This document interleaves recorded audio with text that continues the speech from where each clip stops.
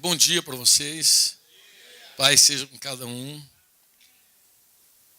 Toda vez que eu tenho uma responsabilidade de falar, dá uma agonia de alma muito grande. Sempre. A gente pode pensar assim, cara, Franco fala. É fácil. Nunca é fácil. Nunca é fácil. Por quê? Porque as pessoas que vêm para o encontro, toda vez que a gente se reúne em nome de Jesus, alguém quer ouvir Jesus, da parte de Jesus, alguém quer uma palavra de Deus. E aí você ter certeza que está comunicando algo do coração de Deus é uma agonia. Quando você vai reunir com a igreja e tem o compromisso de falar, muitas palavras sobem. Mas a definição é, Senhor, o que de verdade está no teu coração? O que você quer falar com meus irmãos? E numa reunião como essa, sempre tem alguém muito aflito por ouvir Deus, de verdade. Tem gente que vem no oba-oba, vem o dia da reunião hoje, mais um domingo, né? Tem gente que vem sem expectativa para reuniões como essa, que é um equívoco muito grande, você vir sem expectativa, porque onde 2 ou 3 se reúnem em nome de Jesus, Jesus está presente. E Ele presente. Se Deus falar na nossa vida, mesmo que não impacte, não mude tudo hoje, eu te garanto, vai mudar tudo amanhã.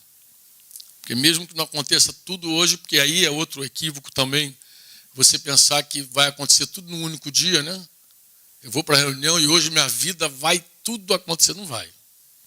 Por quê? Porque crescimento é um processo que leva tempo. E como Deus quer que você cresça, Deus trabalha para isso intensamente, o teu caminho, o teu processo leva um tempo. O que você está vivendo leva tempo. O que Deus está fazendo na tua vida leva tempo. Então você não vai sair daqui hoje plenamente maduro. Não vai. É uma ilusão. É uma expectativa errada. Mas é também uma expectativa errada dizer que nada vai acontecer hoje aqui. Por quê? Porque hoje uma única decisão tua pode comprometer totalmente o teu futuro. Então, ou seja, as coisas que você faz hoje, decide hoje, em nome de Jesus, pode impactar tremendamente, profundamente o teu futuro, lá adiante. Eu cheguei do Chile recente, estava conversando com meus irmãos chilenos lá semana passada. Falei com eles, eu estou aqui há 23 anos exatos. Foi 23 não, na verdade não é 23, não, 23 mesmo. Completou agora em agosto 23. Que eu fui a primeira vez em 94. Eu estava dizendo para os irmãos, olha, eu não sei se a decisão de vir ao Chile produziu o fruto que Deus esperava. Pelo menos produziu 12 casamentos. Então está cheio de brasileiro lá, e um monte de criança que é filho de brasileiro com chileno. Mas é impressionante quando você decide obedecer a Deus. Você toma uma decisão para fazer a vontade de Deus, e daqui a pouco tem um impacto. Tem um impacto lá adiante, lá no futuro, sempre tem. Então eu quero muito que Deus fale conosco, cada um de nós, amém? E que você decida a tua vida, que você reflita sobre a tua vida, e que essa tua decisão, essa tua reflexão te proporcione um futuro totalmente diferente daquilo que foi projetado pelo homem, mas seja o futuro projetado realmente por Deus. Você diz amém ou não? Amém? Queridos, eu quero ler um texto das Escrituras contigo, que está lá no Evangelho de João, capítulo 1, versículo 17. João 1, 17. Hoje eu estava numa reunião, cheguei numa reunião de liderança, de pastores, e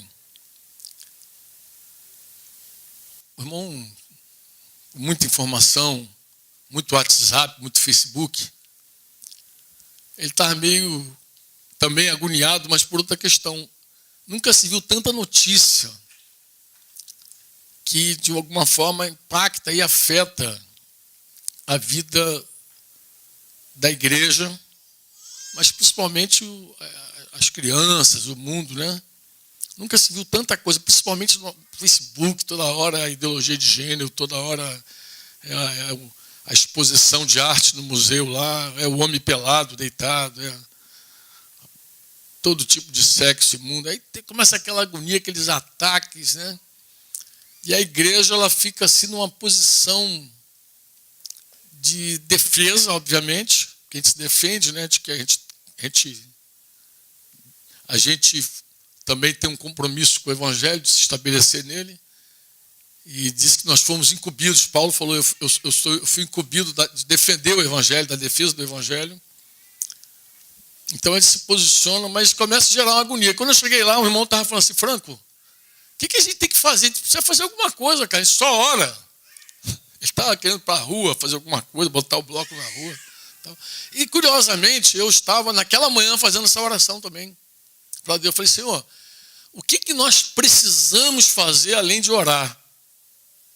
Além de falar contigo, tem alguma coisa mais para fazer? E aí, irmãos, a resposta veio quase que imediata, instantânea.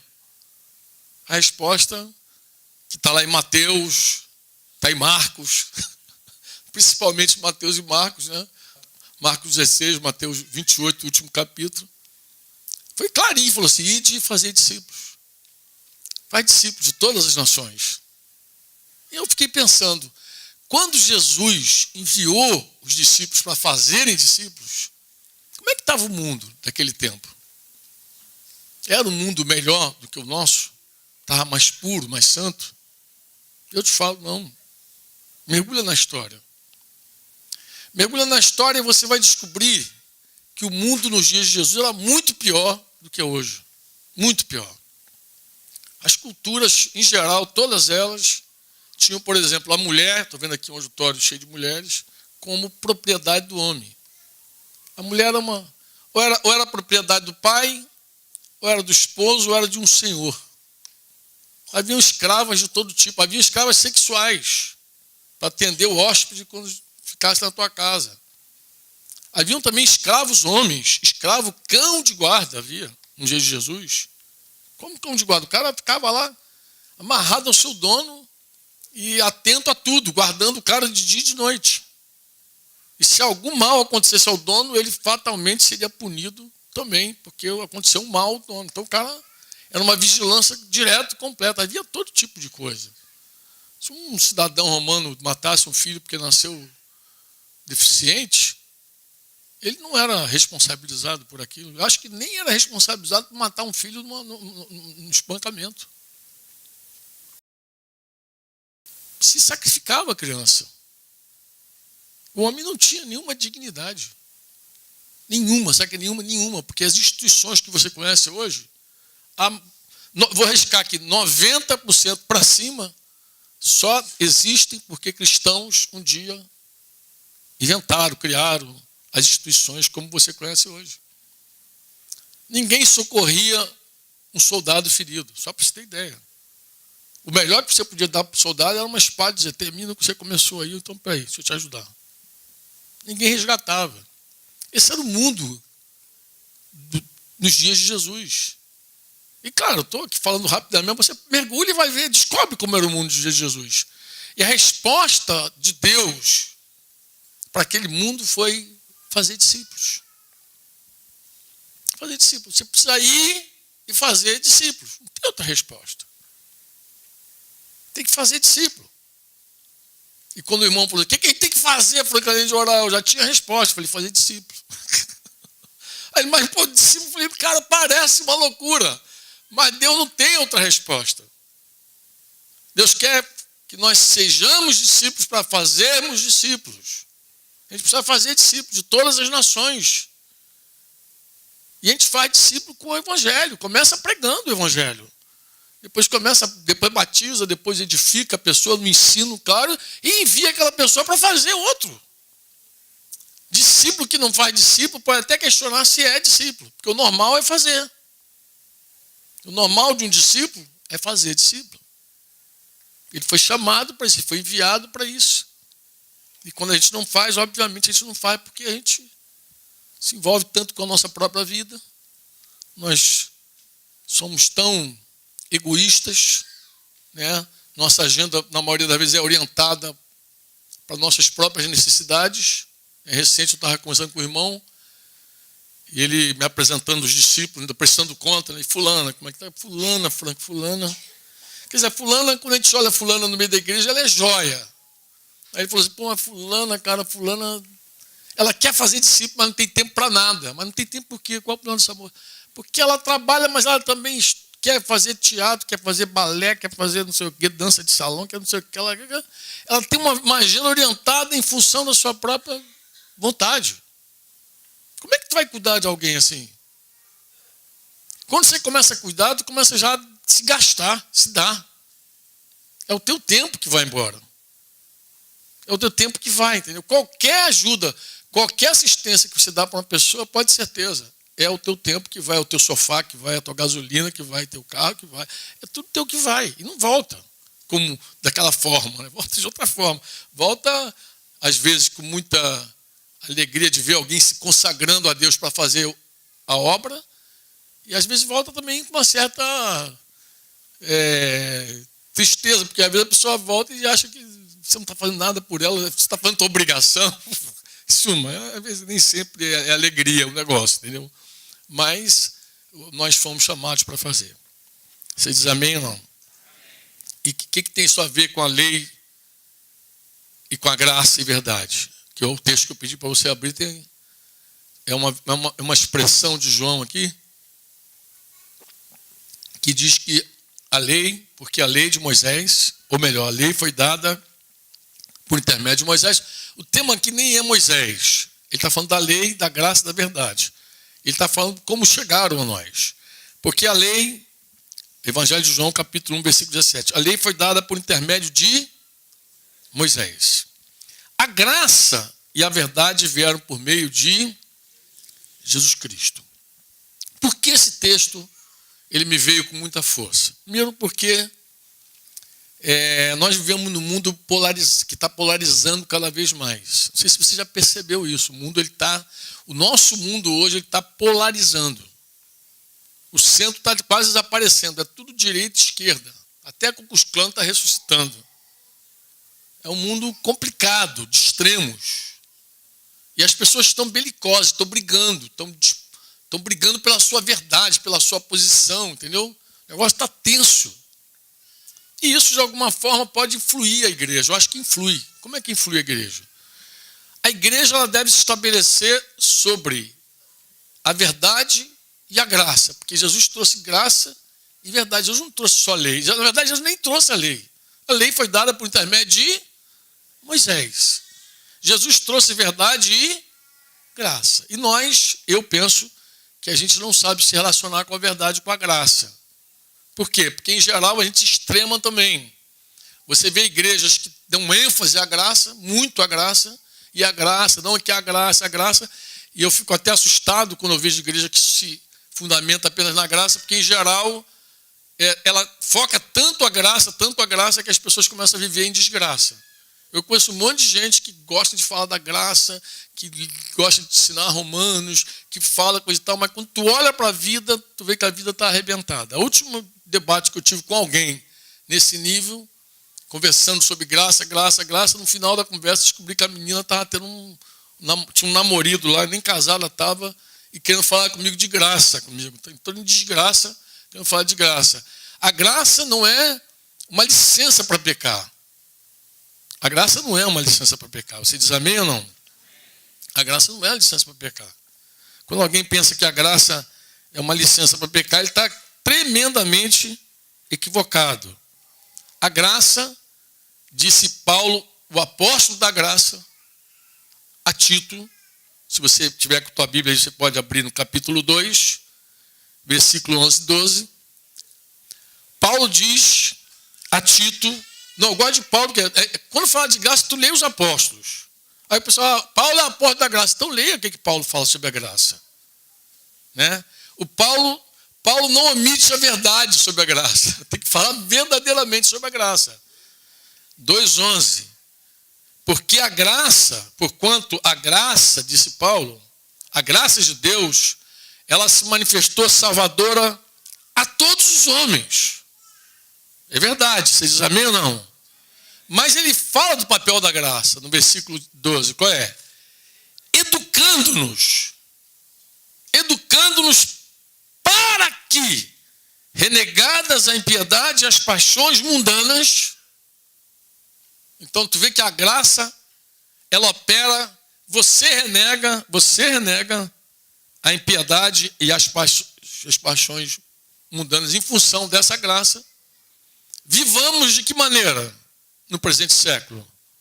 Sensata, justa e piedosamente. Então não dá para falar de graça com a vida torta. Vida torta e graça não combinam. A graça, quando eu digo que a gente não sabe se relacionar com ela, e ela é perigosa sozinha, porque ela, em geral, não leva a pessoa a se humilhar. E Deus dá graça aos humildes. Pelo contrário, quando tu começa a falar muito da graça, o cara começa a ficar mais soberbo. Enche o peito e diz, não, porque está tudo feito, não está tudo realizado. O maior discurso, o mais novo discurso da graça, embora não tenha nada novo, né? É um discurso antigo, eu conversava com um rapaz essa semana, ele falou, não, eu fui lá, o irmão falou que o pecado não existe. Eu falei, amado, esse discurso nem é novo, ele é velho. Eu, quando me converti, aí tem alguns pastores que naquela época já falavam isso, o pecado não existe por quê? Porque Jesus, o que tira o pecado do mundo, o cordeiro foi morto, o pecado não existe. Aí começa a citar uns textos fora do contexto, coisa e tal. E eu terminei minha conversa com ele citando o apóstolo do amor, João. Eu falei, me explica então João dizendo o seguinte, quando alguém cair, você ora. Mas se o cara tiver pecado para a morte, nem ora por ele. Me explica como é que o pecado não existe e ainda está matando. Se ele não existe.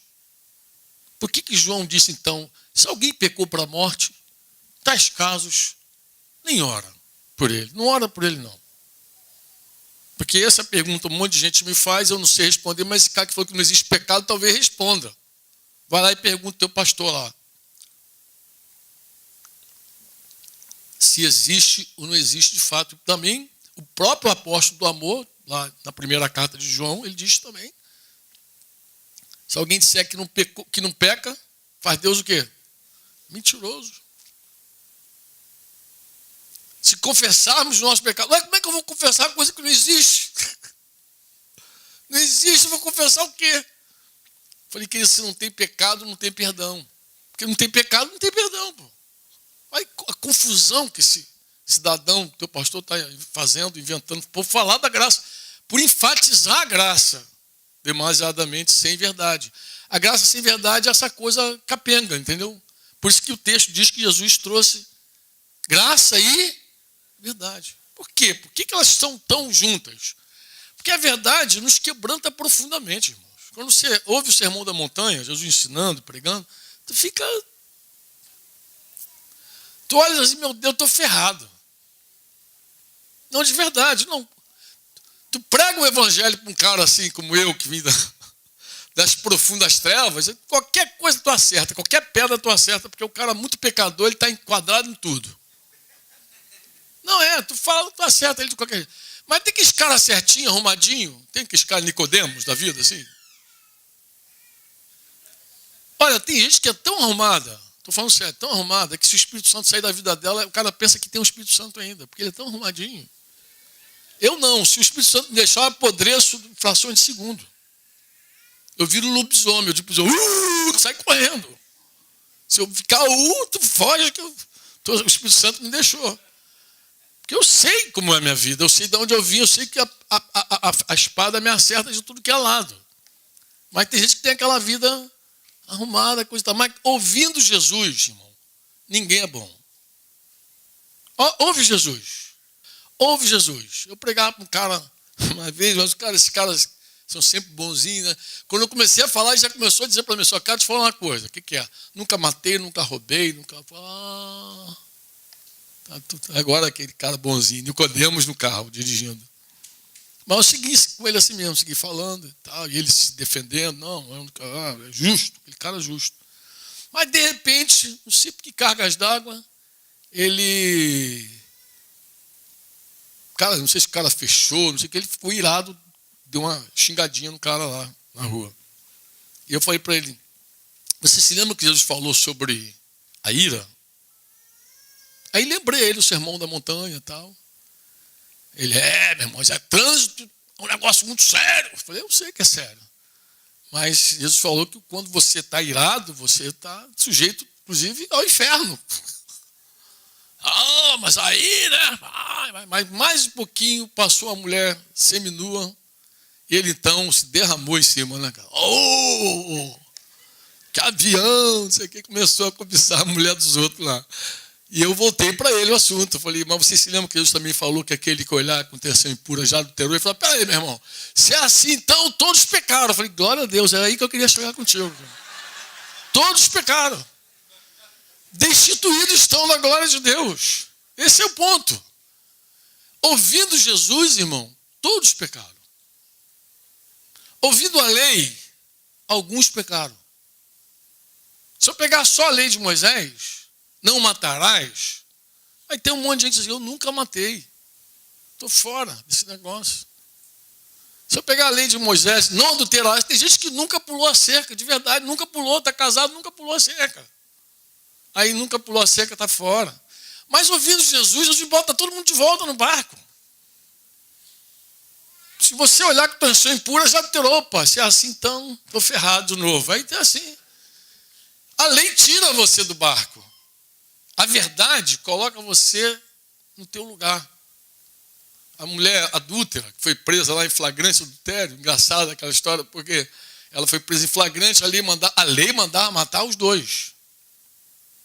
O homem e a mulher, mas só chegou a mulher, né? Era flagrante, mas só chegou a mulher. Tu viu que o negócio não estava funcionando 100%, a lei não estava 100% lá nos dias de Jesus mais. O homem escapuliu, ninguém sabe, ninguém viu, e a mulher, pobrezinha, que já era a vítima, estava lá. Chegou lá para ser apedrejada e Jesus, então, vocês conhecem a história, né? Jesus falou, quem não tem pecado, atire o quê? A primeira pedra. Você se lembra quem saiu primeiro, né? Os mais velhos. O pessoal de cabelinho branco aí se liga. Os mais velhos saíram primeiro. Depois os mais jovens saíram depois. Foi saindo. Mas saiu todo mundo. Enfim, saiu todo mundo. Jesus não negou a lei para ela. Jesus não falou, olha, essa lei está errada. Você não tem que morrer coisa nenhuma. Jesus não negou a lei. Jesus não negou a verdade para aquela mulher. Ele falou, vá e não peques mais. Jesus falou que ela estava em pecado mesmo. A verdade é que ela pecou mesmo. Mas Jesus não pagou aquela mulher, não deu aquilo que ela merecia. Jesus falou com ela, em outras palavras assim, eu não vou te dar o que você merece, porque o que você merece é morte. O teu pecado, o salário dele é o quê? Qual é o salário do pecado? Mas eu não vou te dar o que você merece. Vai embora. Vai e não peques mais. A graça, ela atua principalmente na nossa humilhação. Ela não vai funcionar sem a verdade, porque só a verdade deixa a gente nu. E a graça cobre. Eu costumo dizer assim, a verdade é uma luz que nos desnuda, que deixa a gente pelado. A graça nos cobre de amor, nos envolve. Nos envolve tremenda. Quem conhece mais a graça? Eu vou dizer quem conhece mais a graça é aquela pessoa que se vê mais pecadora. É a mulher que entra lá e lava os pés de Jesus com lágrimas e seca com o cabelo. Essa mulher conhece mais a graça. Jesus, inclusive, falou, contou uma historinha lá para ver se o pessoal sacava.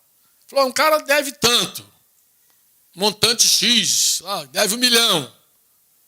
Não tinha como pagar, o outro devia 1.000, também não tinha como pagar, ambos foram perdoados. Quem ama mais? Quem é mais grato?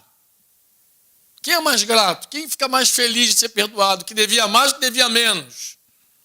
Mas em verdade, irmãos, todos nós tínhamos uma dívida impagável. Impagável.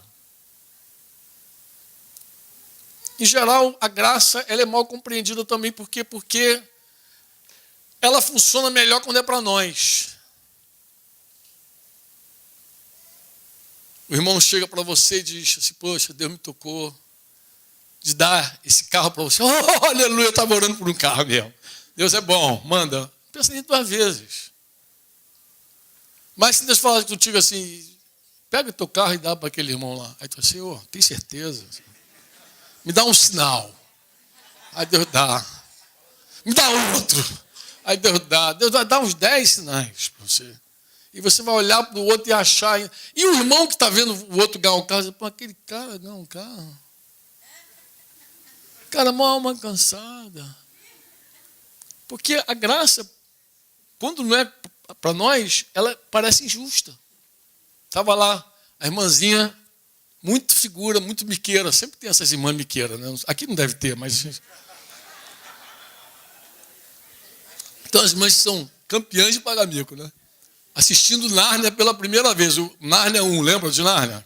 Eu conversei com um rapaz ontem, o cara nunca assistiu Nárnia. Nárnia? Eu falei, Nárnia, cara, do C.S. Lewis. Conheço o C.S. Lewis, mas Nárnia, bem, turma, isso.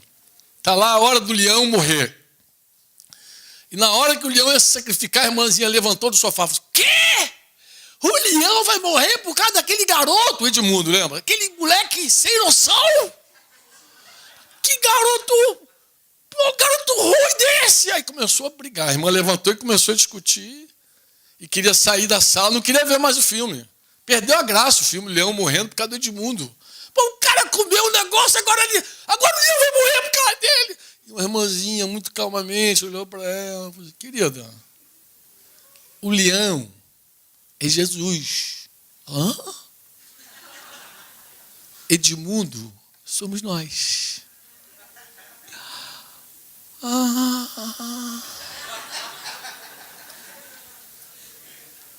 A graça é assim.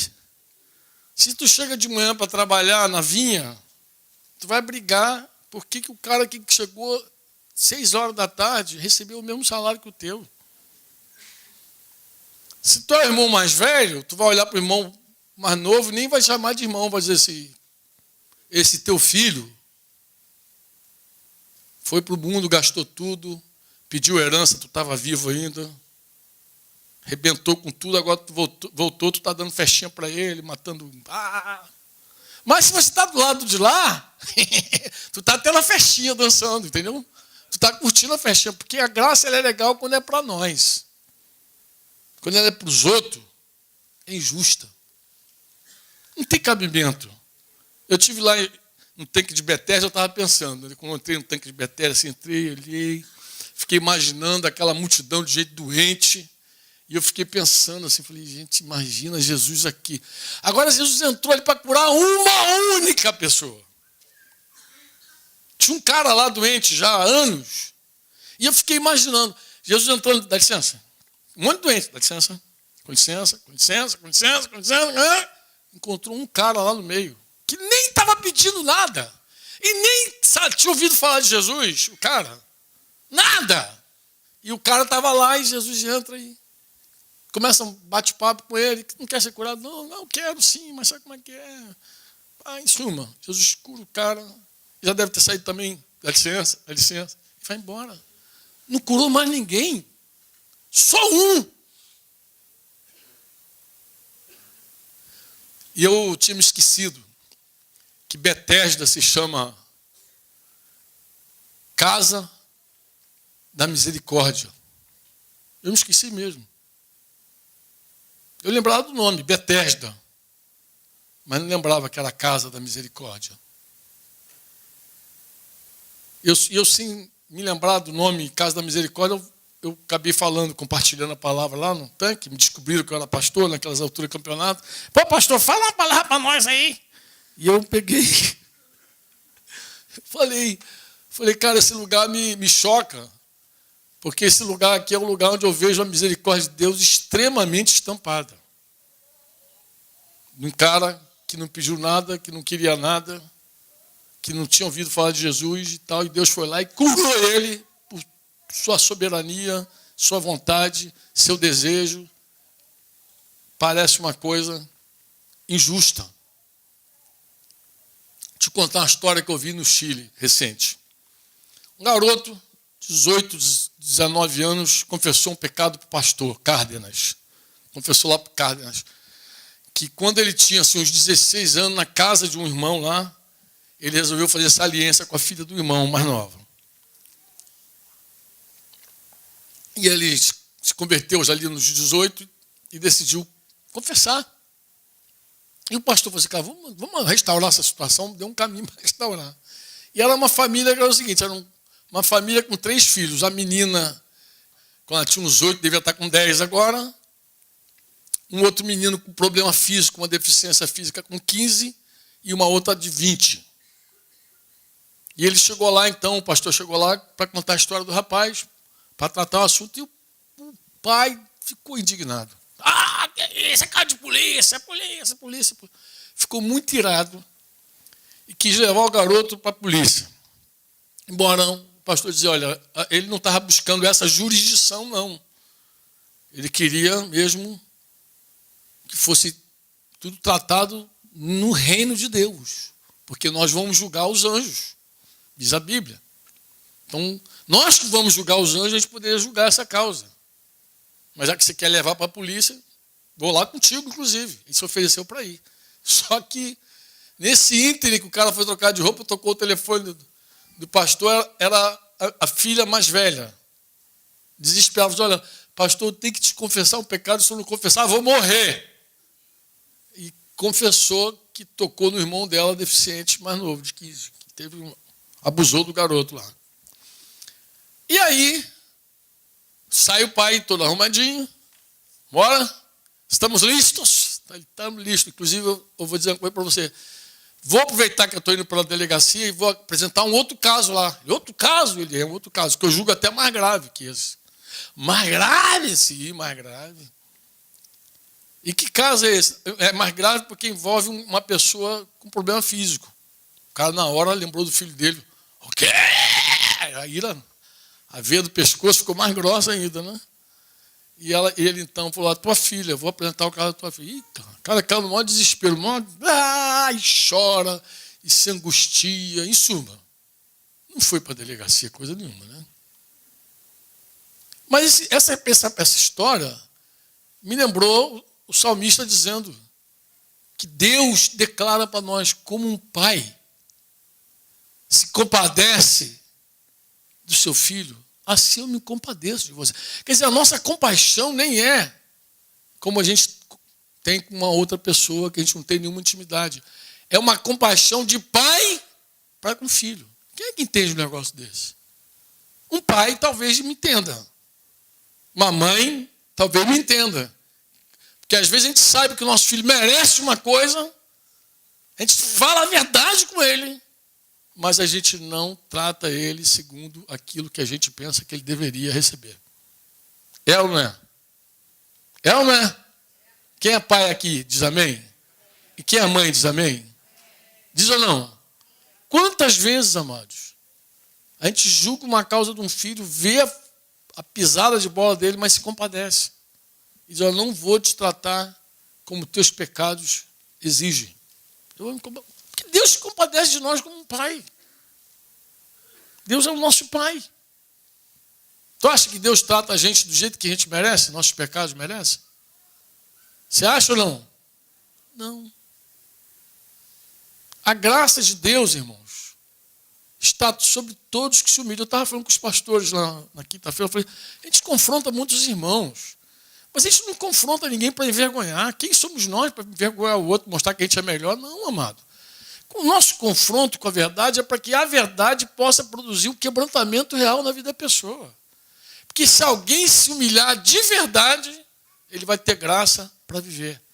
Paulo disse, pela graça de Deus eu sou o que sou.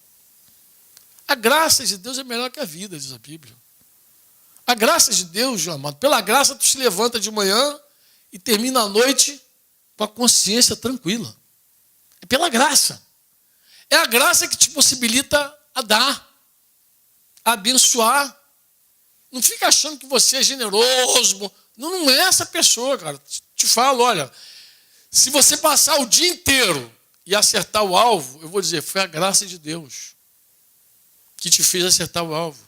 significa que aquele dia tu passou quebrantado, humilhado, dependente de Deus, e Deus te deu vitória.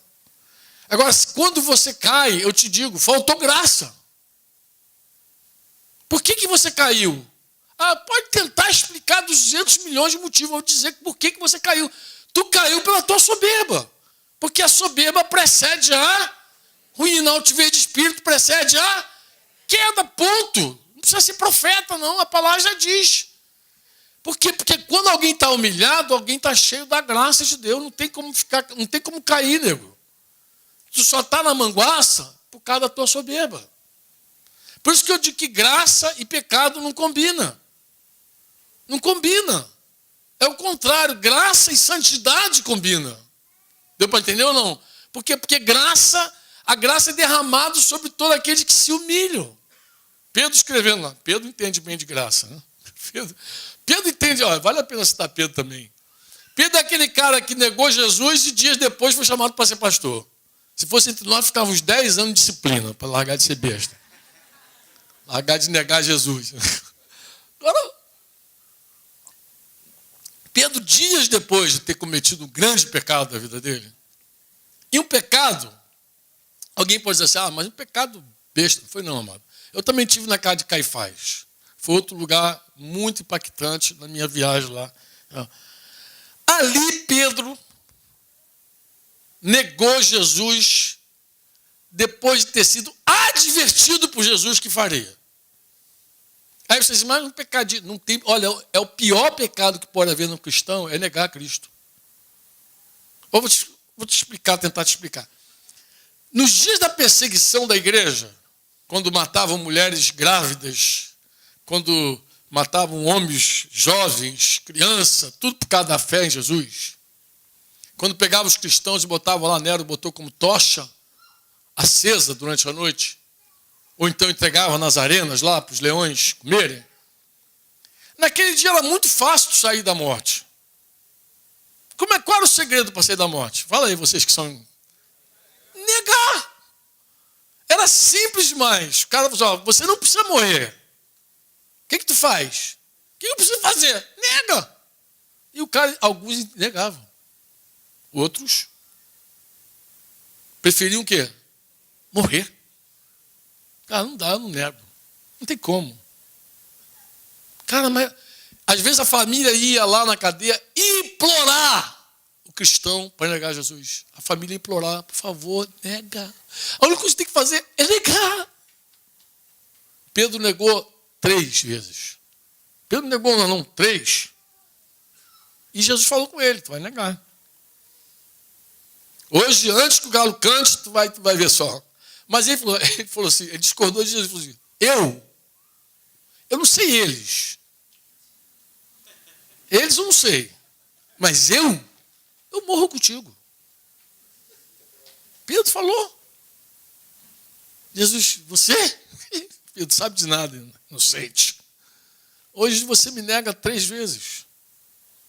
Então esse cara que nega e cai num profundo quebrantamento. Ele podia ter feito igual o Judas Iscariote, se matado, mas ele não se matou, graças a Deus, não se precipitou nessa miséria. Mas ele não se considerava mais discípulo de Jesus. A gente sabe disso. Porque Marcos cita isso quando Jesus manda convidar, quando manda reunir com os discípulos. Fala com os discípulos e a Pedro. Então Pedro entrou numa lista de uma forma diferente. Fala com os discípulos e a Pedro. Talvez se Pedro fosse, não é comigo não. Não, inclusive falou o teu nome, é você sim, Pedro. Você está no meio do rolo.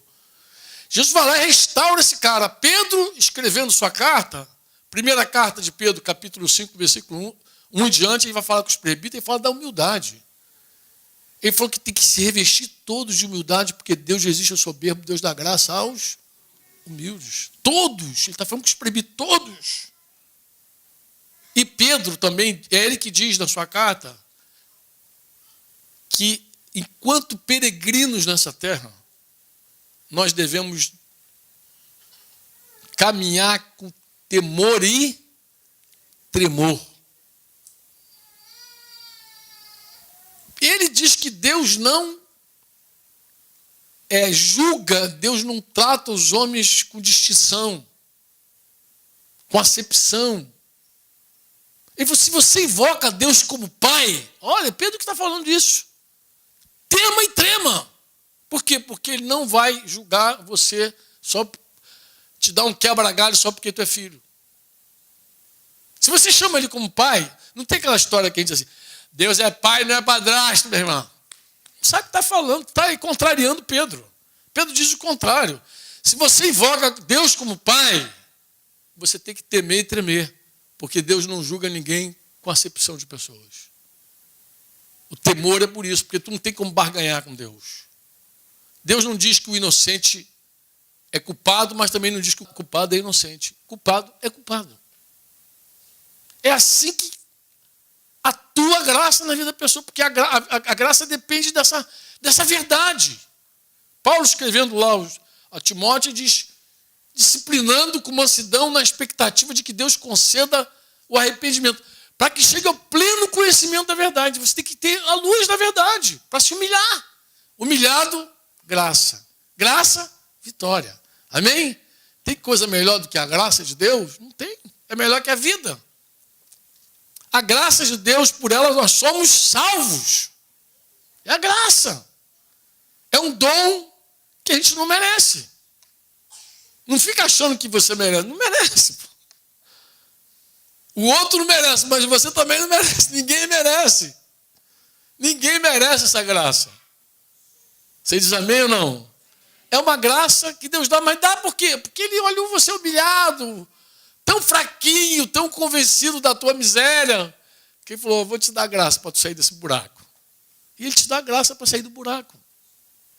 É a graça, pura graça de Deus. Não tem mais nada, é graça. Se tem alguém entre nós aqui que vive uma vida diferente, é graça. Está santo? É graça. Está crescendo? Está multiplicando? É graça. Tirou a graça, meu. Desgraça. Tem alguém de desgraça aqui entre nós? Eu te falo, é a tua soberba. Isso que eu falava com os pastores, nosso confronto é só por isso. A gente disciplina na expectativa de que Deus produza na pessoa o arrependimento, a metanoia. Para que ela chegue ao pleno conhecimento da verdade. Por que ela vai chegar ao pleno conhecimento da verdade? Vai ser livre dos laços do diabo, disse Paulo lá, 2 Timóteo. Por quê? Porque quando você chega ao pleno conhecimento da verdade, você vê quão necessitado da graça você é. O pleno conhecimento da verdade diz quem somos. Diz quem Deus é, mas diz quem somos também. E a gente descobre que a nossa relação com Deus não está fundamentada em nós, graças a Deus. Porque se fosse isso, a gente estava ferrado. E eu não gosto quando alguém ensina uma coisa que não é verdade, porque isso distorce a tua fé. Distorce a tua fé. Eu não gosto quando alguém quebra qualquer verdade que já está estabelecida. Eu tenho umas músicas muito lindas, assim, às vezes as músicas são lindas, mas eu quando olho assim a letra, eu digo, pô, mas essa música seria melhor se essa letra fosse assim. Ah, que isso? Meus filhos falam, que isso, pai? Tu também? Mas querido, isso aí vai ensinar o povo errado. Ensina errado. E a nossa fé depende do que está escrito. Quantos aqui são filhos de Deus? Você crê que é filho? E quando você pisa na bola, você deixa de ser filho? Não. Mas se eu achar que eu sou filho quando eu ando certo, aí minha fé está torta, entendeu? Eu estou orientando a realidade de Deus à minha experiência. Fundamentado na minha experiência. Não, a minha experiência vai mudar. Por quê? Porque um fato está estabelecido. Qual é? Eu sou filho de Deus. Eu nasci de novo. Isso é fato. É fato ou não é, José? Nasceu ou não nasceu? É filho ou não é filho? O que Deus faz com o filho? Ama. E por amar ele faz o quê? Corrige e disciplina. Deus não quer perder nenhum de nós. Tu acha que Deus quer perder? Não, a vara vai cantar. Deus não vai perder. Você diz amém ou não? Ele vai insistir contigo até o final. Ele vai contigo até o final, porque ele não quer te perder. Ele não vai te perder. Tu está na mão dele. Você precisa confiar nele. Você diz amém ou não? Eu termino dizendo isso.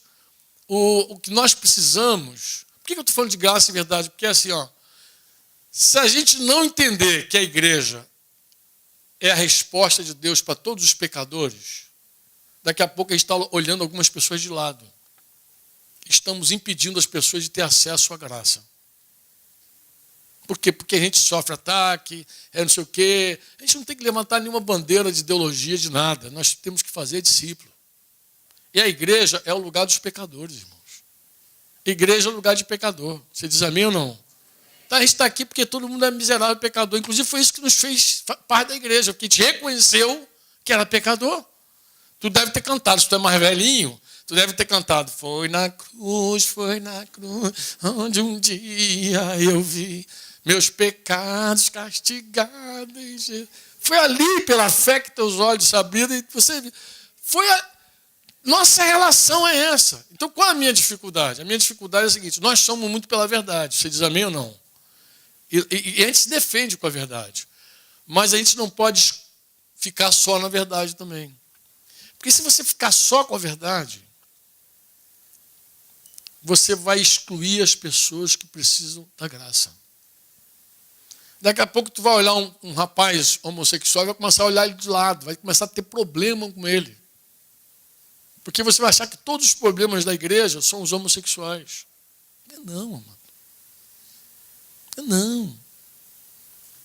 Coisa nenhuma. Nós somos a resposta de Deus para essa geração. Ela venha como vier. Ela tem que vir toda quebrada, esmiuçada, quebrada. Ela vem cheia de pecado. Estava lá em Pôr da Folha, almoçando com Denise, e vieram as meninas. Vieram as meninas lá de Alagoas. Descobriu que a gente estava lá em Pôr da Folha, tinham visto pelo YouTube alguma coisa, e foi lá nos conhecer. E aí, falei, Denise, vamos almoçar com essas meninas, vamos saber como servi-las, o que a gente pode fazer e tal. E uma a gente já conhecia, duas não, a gente começou a conversar e tal, do reino de Deus, das coisas do Senhor. E a gente estava justo na hora do almoço, conversando, várias mesas, vários irmãos almoçando ali na casa, e uma menina falou assim, eu li um livro teu. Eu falei, qual livro? Ela falou, um tal de perdão e purificação. Eu falei, e aí? Mas que livro terrível aquele. Eu falei, tá, que livro terrível. Eu falei, mas por que é terrível? Tem uma história lá que só Jesus. Eu falei, que estava falando da história de Valci. Tem uma história de um cabra lá. Eu falei, qual é o cabra? Ela contou a história. Eu falei, aquilo não pode ser verdade. Tu está dizendo que aquele cara foi perdoado, incluído, que a outra família perdoou, saiu lá da Assembleia de Deus, se vinculou com vocês e falou, Ela foi perguntando, falando, ela conhecia a história bem do livro, foi falando a história todinha, as misérias todas, os pecados todos. E aí, só que tinha um detalhe, irmãos. Do nosso lado estava justamente os 4 da história almoçando junto. Os 4. Estava lá comendo assim, expondo laranja, aquele jeito de exuberante daquele irmão, de comer, aquela coisa exuberante. E ele estava lá, os 4, numa alegria, comendo, fazendo algazarra. E eu falei, sobre essa história, eu falei assim, eu não preciso falar nada dessa história. Porque, olha ali para o lado, os 4 da história estão ali, por acaso, comendo ali. E a garota quase caiu da cadeira. Eu falei,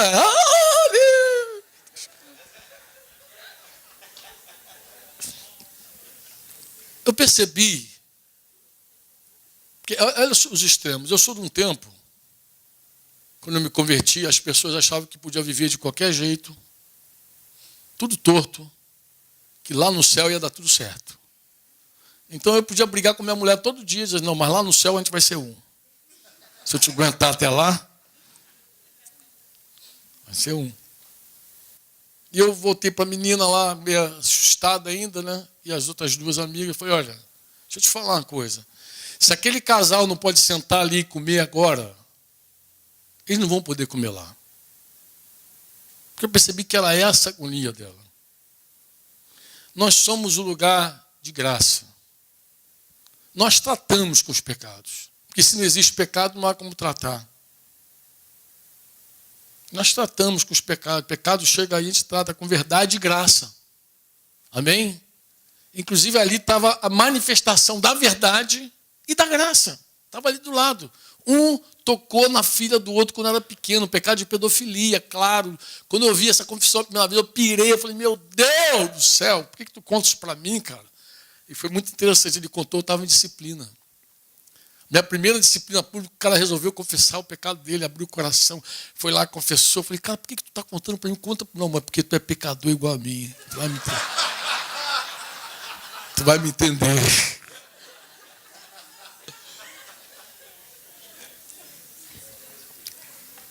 Eu fui o primeiro pastor a ser disciplinado publicamente numa igreja. Que a gente começou a ensinar sobre disciplina. Os caras resolveram botar em prática. Vai ser você mesmo. Bem, puma.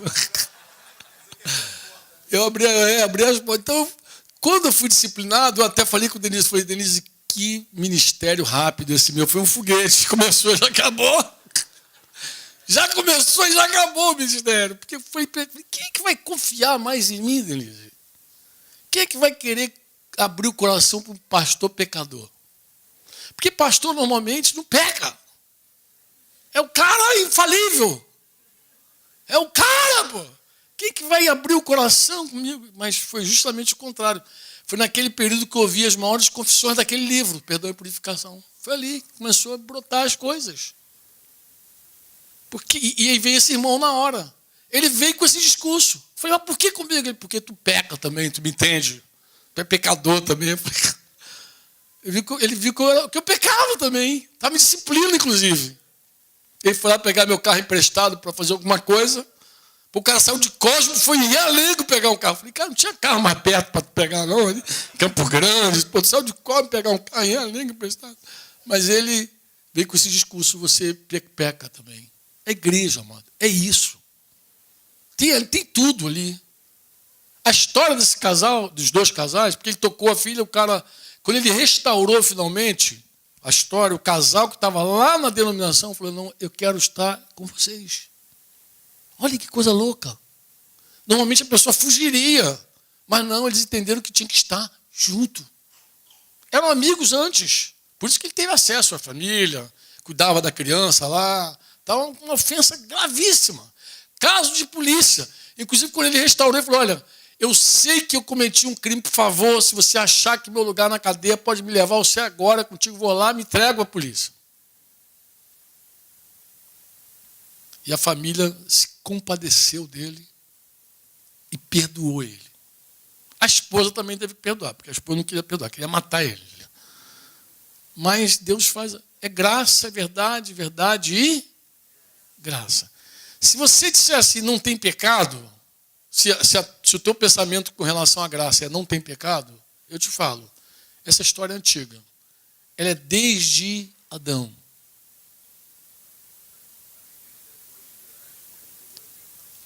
Veio também participar. Veio todo mundo, a família toda. A Neto conhece minha história. Isso mesmo. Deus é restaurador. Deus é cheio de graça, cheio de verdade. Amém? Se o cara começa a dizer assim, não tem pecado, quando eu converso com essa galera do não tem pecado, eu digo, gente, isso é antigo. Adão também achou que não tinha pecado. Ele falou, foi a mulher que tu me deu. Todo mundo quer fugir do pecado. Isso não tem nada a ver com a graça. A graça a gente não foge do pecado. A graça, a gente encara o pecado, porque tem graça suficiente para nos cobrir. Onde abundou o pecado, superabundou a graça. Tem graça suficiente. Foi que nem a gente cantando aqui. Quando a hora que começou a cantar, eu fiquei feliz. Essa graça é um oceano. Eu estou me afogando nessa graça. Como é boa a graça de Deus, amém? Mas ela nunca funciona nas trevas. A graça é o elemento da luz, do perdão. Não há pecado ou culpa. Eu me converti ouvindo essa canção das Zaf, maior que o seu amor. Não há nada que façamos que não possa perdoar. Não há força nessa terra que o possa derrotar, nem cadeias ou prisões que tu não possa arrebentar. Te adoramos. Amém? Ele é abundante mesmo, de plena luz e de pleno amor. Toda a verdade e toda a graça. Amém? E nós somos uma igreja que não podemos ficar extremados. Amém? Nosso fundamento está em Cristo, que trouxe verdade e graça. Vamos tratar tudo como Deus manda, mas não vai faltar amor em nós para te acolher. Nunca vai faltar amor em nós. Porque nós somos os maiores pecadores dessa igreja. Pode ter certeza. Inclusive, você está ouvindo o principal pecador dessa igreja. Tu já viu que eu inaugurei a disciplina, né? Pública eu tenho 3. Acho que ninguém bateu o meu recorde ainda, entendeu? Então, assim, é uma casa de acolhimento, a igreja. Amém? Venha do jeito que você vier, eu te garanto, você não vai permanecer do mesmo jeito. Vai ter amor suficiente para tratar da tua alma, te corrigir, mas não abrir mão de você, de seguir contigo, te batendo, porque a gente acredita nessa graça abundante que vai te fazer voar alto, muito alto ainda, e dar muita glória e louvor para o nome do Senhor. É assim que eu quero terminar orando. Amém? Eu não sei se você ama Deus. Ele procura os que adoram a Ele. Ama Ele. Mas eu sei de uma coisa, eu sei que Deus te ama. Isso eu sei. Amém? Não é um amor sentimental. É um amor provado. É um amor provado. Paulo disse aos Gálatas que o Espírito Santo ele opera milagres no meio da igreja. Você crê nisso? Outro dia eu provei um milagre assim muito legal. Eu vi uma menina com asma lá em Curitiba. E as pessoas com asma sempre me deixaram nervoso, assim, que eu acho que o ar está acabando, a pessoa tem que sair correndo para algum lugar. E o Jim falou, a fulana está passando mal. E na hora eu ia dizer assim, leva-la correndo para o hospital. Mas o texto de Gálatas veio assim no meu coração e Paulo dizendo uma palavra de graça, porque Paulo está querendo livrar o povo lá dos Gálatas do legalismo judaico. Ele quer que eles retornem à graça. Ele falou assim, vocês nasceram no Espírito, vocês têm que voltar para a graça. Volta para a graça. Mas ele diz uma coisa, recebeste o Espírito pelas obras da lei ou pela pregação da fé, a mensagem que te gerou fé. E depois ele fala assim, e o Espírito que opera milagres no meio de vocês? Ele opera esses milagres pela pregação da lei ou ele opera esses milagres porque você creu na pregação? Ele já tinha a resposta. E eu me lembrei desse texto. Eu falei, Dinho, o Senhor opera milagres entre nós. É o Espírito que faz. Somos nós. É pura graça de Deus. Amém? O Espírito Santo ele pode tocar você hoje e restaurar teu corpo, tua alma e teu espírito plenamente. Deus é poderoso para fazer infinitamente mais do que tudo quanto pedimos ou pensamos, conforme o seu poder que opera em nós. Não há limites para Deus. Deus pode quebrar o teu jugo, tua cadeia. Deus pode tudo. Deus pode tudo, amados. Amém? Deus pode tudo. E Ele está entre nós. Eu quero profetizar assim contigo. É uma profecia que está no meu coração. Enquanto a gente adorar o Senhor, esse era o convite que eu queria fazer para você. Abre o teu coração para o Senhor, para a graça e para a verdade dEle, plena, que Jesus trouxe para você. E ao mesmo tempo experimente também o Espírito Santo entre nós operando os milagres dEle. Porque Deus está aqui entre nós e o Espírito Santo me dá esse testemunho de que Ele está aqui também para curar a nossa alma, o nosso corpo, o nosso coração. Então eu profetizo que enquanto a gente vai ministrar essa canção, o Espírito Santo vai estar também confirmando essa palavra dentro de você, com o seu poder, com o seu milagre. Em nome de Jesus. Eu estou bem querendo orar por você, que ouviu hoje de forma tão simples,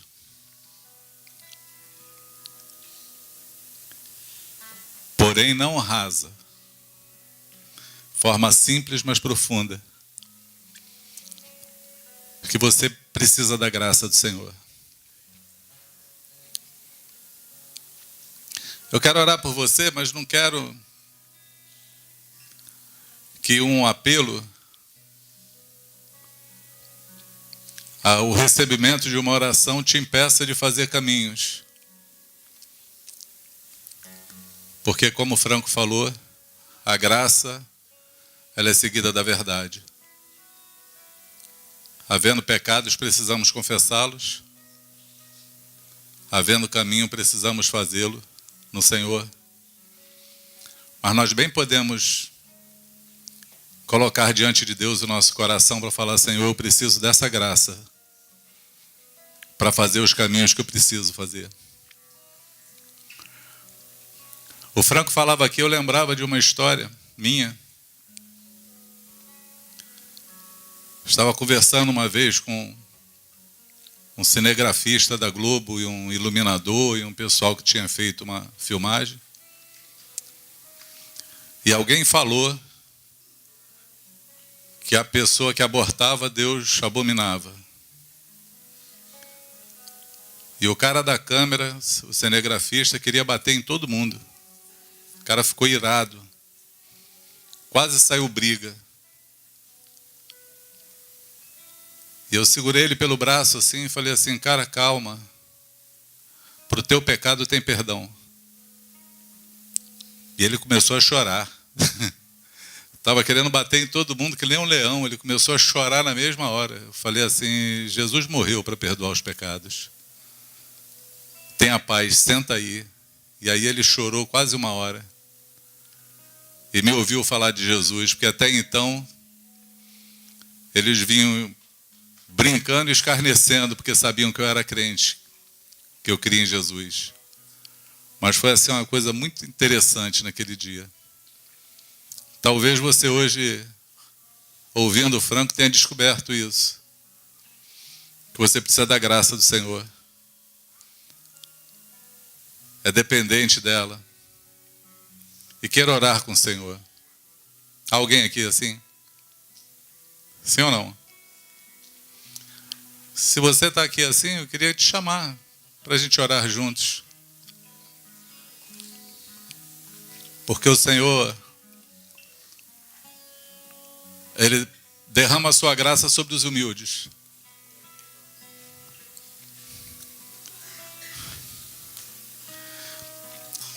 Há pessoas aqui que precisam perdoar.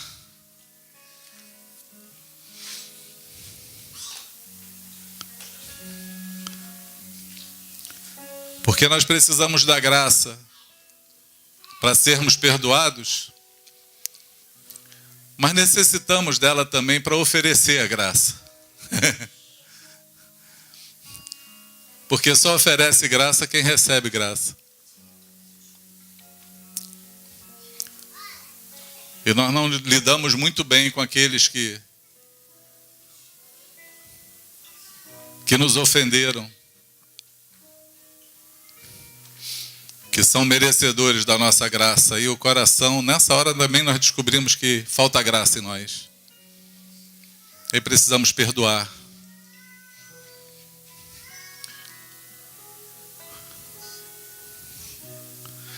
O escritor de Hebreus fala que ninguém fique privado da graça do Senhor.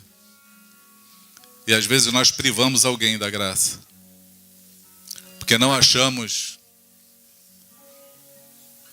tal pessoa merecedora dela. Mas surpreendente descobrir hoje que nós também não somos.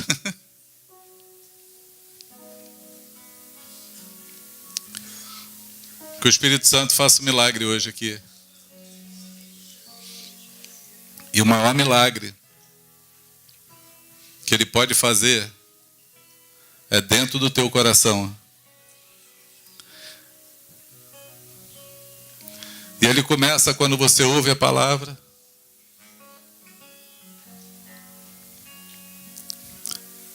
Ele dá início quando você se movimenta para isso. Porque vir aqui e dizer que você necessita já é um caminho de quebrantamento. Talvez você esteja aqui hoje e nunca entregou a vida a Jesus também. Ou está desviado.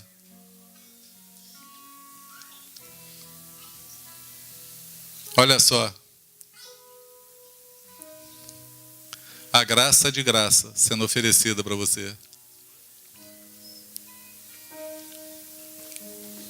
Você pode receber hoje a graça do Senhor.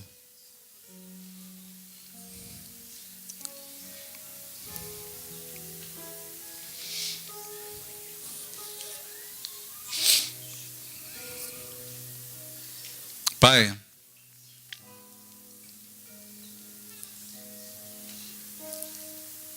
estamos diante de Ti, Senhor. Na manhã desse dia,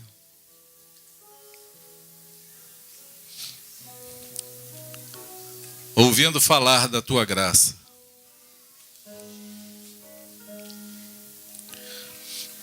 O Franco lembrou aqui, Senhor, de histórias que nós ouvimos, presenciamos há muitos anos atrás. E nos damos conta que hoje, depois de tantos anos, a Tua graça ainda é suficiente.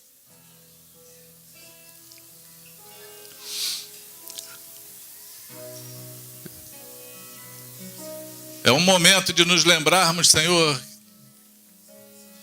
que tudo começou com a Tua graça e também tem que terminar com ela até o fim. Porque a Tua graça não pode faltar hora alguma.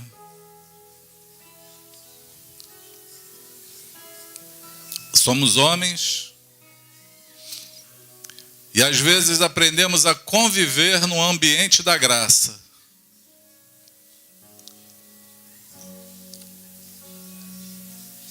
E não termos nenhuma graça. Restaura hoje corações nesse lugar. Restaura hoje corações para quem vai ouvir essa mensagem. Faz um milagre da restauração da Tua graça. Aonde confronte pecadores com graça e com verdade. Nos ajuda, Senhor,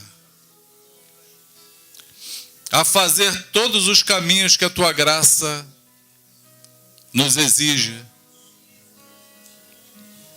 a confessar nossos pecados,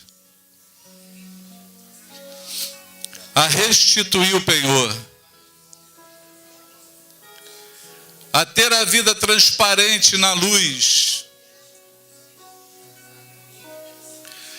a ter o coração limpo, perdoando uns aos outros, assim como Tu tem nos perdoado também. Nos ensina a viver na graça, Senhor, e a retribuir essa graça com aqueles que necessitam dela. Quebra cadeias hoje aqui, Senhor. Cadeias da falta de perdão. Arranca hoje aqui, Senhor, raízes de amargura. Em nome de Jesus. Socorre a Tua igreja. Como foi dito aqui, Senhor, no mundo tão polarizado, socorre a Tua igreja para que ela seja o centro, porque Tu és o centro de todas as coisas, Jesus. E se o centro das nossas vidas for o Senhor, a graça vai ser oferecida a todos que necessitam, a começar de nós, a começar em nós, em nome de Jesus, em nome de Jesus, amém. Que o Senhor te conduza num caminho prático, de arrependimento. E que, como as Escrituras declaram, onde abundou o pecado, possa superabundar a graça sobre a tua vida. Amém? Seja assim, em nome de Jesus.